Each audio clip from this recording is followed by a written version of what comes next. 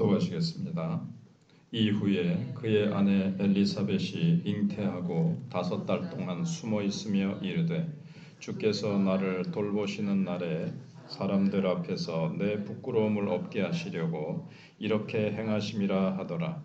6째 달에 천사 가브리엘이 하나님의 보내심을 받아 갈릴리 나사렛이란 동네에 가서 다윗의 자손 요셉이라 하는 사람과 약혼한 처녀에게 이르니 그 처녀의 이름은 마리아라. 그에게 들어가 이르되 은혜를 받은 자여 평안할지어다. 주께서 너와 함께 하시도다 하니 처녀가 그 말을 듣고 놀라 이런 인사가 어찌 됨인가 생각하며 천사가 이르되 마리아여 무서워하지 말라. 내가 하나님께 은혜를 입었느니라.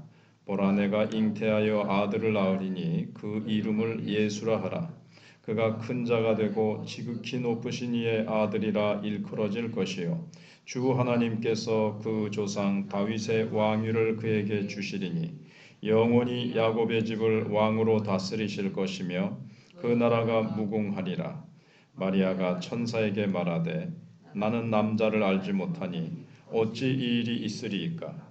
천사가 대답하여 이르되 성령이 내게 임하시고 지극히 높으신 이의 능력이 너를 덮으시리니 이러므로 나실 바 거룩한 이는 하나님의 아들이라 일컬어지리라. 보라 내 친족 엘리사벳도 늙어서 아들을 배었느니라. 본래 임신하지 못한다고 알려진 이가 이미 6살이 되었나니 대저 하나님의 모든 말씀은 능하지 못하심이 없느니라. 마리아가 이르되 주의 여종이오니 말씀대로 내게 이루어지이다 하매 천사가 떠나가니라. 아멘.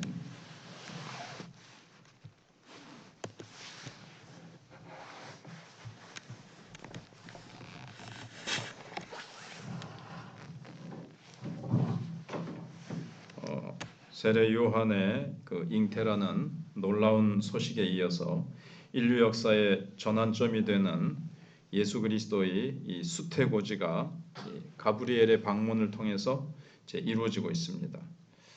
성경은 엘리사벳이 아이를 갖지 못하다가 하나님의 은혜로 이제 임신해서 5달 동안 숨어 지내는 장면으로 이제 24절 25절이 시작을 합니다. 그리고 6째 달에 천사 가브리엘이 나사렛이라는 동네의 한 처녀 마리아를 찾아옵니다. 나사렛은 그 당시에 가장 가난하고 비천한 사람들이 사는 곳입니다. 인생에서 실패하고 갈 곳이 없고 기댈 곳이 없는 그런 사람들, 불황아도 많고 또 마리아는 어떻습니까?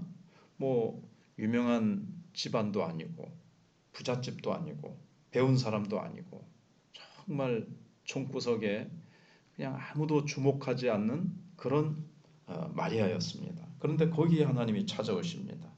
하나님의 구원 역사는 우리가 예상치 못한 때에 예상치 못한 정말 사람들이 주목하지 않는 그 낮은 곳에 임하심으로 시작이 됩니다. 그래서 28절로 30절에 보시면 이제 은혜의 부르심이 나오는데 천사는 마리아에게 은혜를 받은 자여 평안할지어다. 주께서 너와 함께 하시도다. 이렇게 인사를 합니다. 마리아는 이 인사가 어찌 됨인가 하면서 이제 무서워합니다. 하나님의 은혜는 때로 우리의 이제 상식과 계획을 뛰어넘어서 그 모든 것들을 깨뜨리고 찾아오시고 또 당혹스러울 수가 있습니다. 사람의 생각, 보통 일반 사람들이 행하고 이루어지는 그 법칙, 그 흐름과 하나님은 역으로 하시기도 하시고 전혀 생각지 못한 길로 방향으로 일하시기도 하시기 때문에 우리가 이제 당혹스럽기도 하고 두렵기도 하고 그런 거죠. 그런데 두려워하지 말라고 말씀하십니다. 하나님은 마리아가 특별한 자격이 있어서가 아니라 전적인 하나님의 선택과 은혜로 그녀를 택하셨음을 이제 알려줍니다. 그리고 이제 31절로 33절에 가브리엘은 마리아가 잉태할 아기가 누군지 어떤 분인지를 선포합니다. 그 이름을 예수라 하라 하는 겁니다.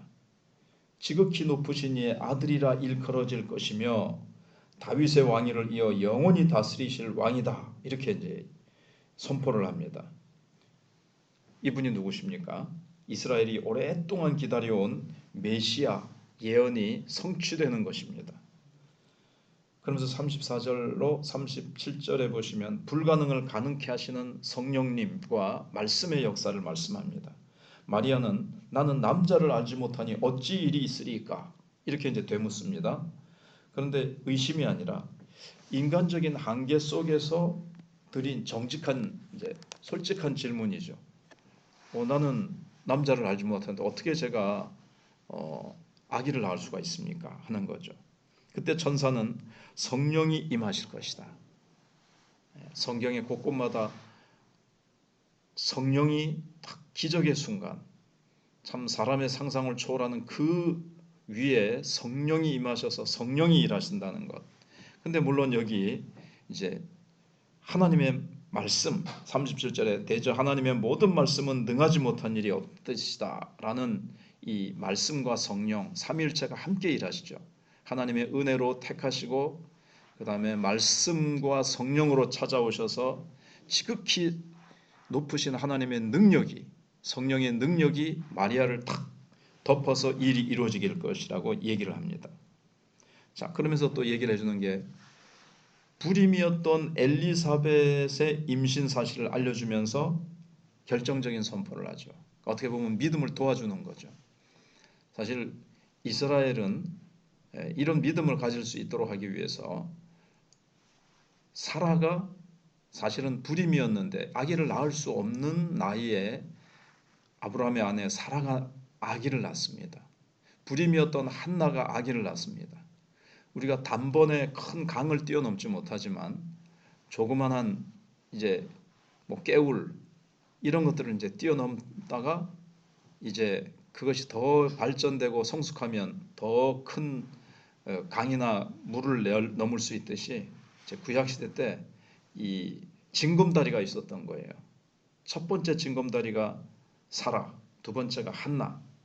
그런데 그 다음에 이제 엘리사벳이죠. 그 다음에 마리아에게 불임이었던 내 친족 엘리사벳도 아기를 가진 지 지금 여러 달이 되었다 그렇게 이제 얘기를 하는 겁니다. 그러면서 대저 하나님의 모든 말씀은 능하지 못한 일이 없느니라 이렇게 선포를 합니다. 거기에 마리아가 어떻게 응답합니까? 하나님의 말씀과 하나님의 뜻이 임해도 이거를 거부하면 이제 안 되죠. 물론 하나님께서는 거부할 수 없는 강력한 은혜로 한거할 수 없는 은혜로 임하시지만 그래서 마리아가 믿음으로 응답하죠. 주의 여종이오니 38절에 마리아의 응답은 신앙의 이 극치를 보여줍니다. 당시 처녀가 아이를 가지면 어떻게 됩니까? 수치와 죽음을 각오해야 됩니다. 그러나 마리아는 자신의 안일함, 안위, 행복 이거보다도 하나님의 말씀이 이루어지는 것을 우선시했습니다. 바로 이것이 예수님께서 이 땅에 오시는 데 있어서 순종하는 한 여인, 순종하고 믿은 한 여인을 통해서 예수님이 이 땅에 오시는 것입니다. 그래서 주의 여종이오니 말씀대로 내게 이루어지이다. 말씀대로 이루어지길 원합니다. 우리가 기도할 때도 말씀대로 이루어지길 원합니다. 말씀을 붙들고 하나님의 뜻이 이루어지기를 위해서 기도해야 됩니다. 그거 제쳐놓고 밤낮 부르짖어도 응답이 안 되는 기도가 있다면 다시 생각을 해봐야 됩니다. 내가 하나님의 뜻을 따라서 기도하고 있는지 아니면 내 육신을 위해서 그냥 기도하는 건지. 그래서 결론은 말씀을 붙들라는 겁니다. 상황이 막막해 보일 때 하나님의 모든 말씀은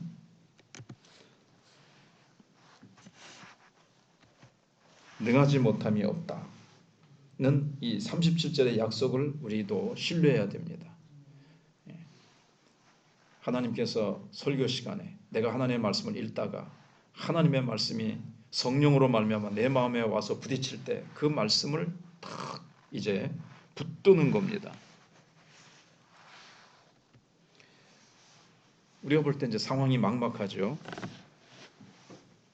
그래도 하나님의 모든 말씀은 능치 못하심이 없습니다. 상황은 사면 초가로 되어 있고 길이 없고 문이 다 닫힌 것 같고 상황은 불가능해 보여도 하나님의 말씀이 능하심이 없기 때문에 능치 못하심이 없기 때문에 문을 열고 상황을 깨트리고 상황을 변화시키시든지 나를 변화시키시든지 하나님은 약속을 붙들고 하나님의 뜻대로 말씀대로 이루어지다라고 고백하는 자를 통해서 하나님은 일하십니다. 그래서 우리는 두 번째 배울 적용이 순종의 통로가 되어야 된다는 겁니다. 마리아처럼 내 계획을 내려놓고, 오늘 요셉과 정혼한 자라 그랬잖아요. 그러면 하나님, 내 결혼은 어떻게 됩니까? 내가 가정을 세우려고 했던 내 행복은 어떻게 됩니까? 이런 것들을 다 내려놓는 거예요. 주님의 말씀이 내 삶에 이루어지기를 내어드릴 때 우리를 통해 그리스도가 세상에 드러나게 되고 성령의 능력이 흘러가게 됩니다. 마리아가 이걸 포기했다고 해서 요셉을 놓쳤습니까? 자녀를 못 낳았습니까? 그 뒤에 예수님의 이제 육신적인 동생들이죠. 동생도 낳고 하나님께서 또 이 문제를 다 해결해 주시죠. 요셉에게 또 나타나셔서 다 해결해 주시죠. 그래서 우리는 내 생각과 내 판단과 맞지 않는 것 같아도 말씀을 우선하여 붙잡을 때에, 그리하여 우리가 순종의 통로로 나를 내어드릴 때 하나님께서는 내가 이 부분은 어떡하나 저 부분은 어떡하나 걱정하고 염려하던 것들도 하나님이 그걸 모르시겠습니까? 하나님이 그 부분도 다 채우시고 먼저 그 나라와 그 일을 구하면 그 모든 것을 더하여 주시는 축복을 또한 우리가 받게 될 것입니다. 그리고 하나님의 타이밍을 우리가 믿어야 됩니다. 엘리사벳이 6개월 됐을 때 하고 마리아에게 나타나서 천사가 선포했을 때 딱 맞게 그렇게 일하시잖아요. 그래서 우리도 하나님의 타이밍, 그래서 지연된 순종은 순종이 아니다, 이런 말을 한 그 신앙의 선배들이 있습니다. 지금 순종하라고 하나님이 성령께서 말씀하시는데, 그러니까 성령을 소멸치 말라, 데살로니가전서 5장에도 나오잖아요. 성령께서 내 마음에 주실 때 그때 해야 되는 거예요, 타이밍이. 그래서 우리도 하나님의 때에 하나님의 뜻이 이루어지게 해달라고 하나님 앞에 기도하시고 하나님 앞에 순종의 통로로, 축복의 통로로 온전히 나를 내어드리시는 저와 여러분들이 되시기를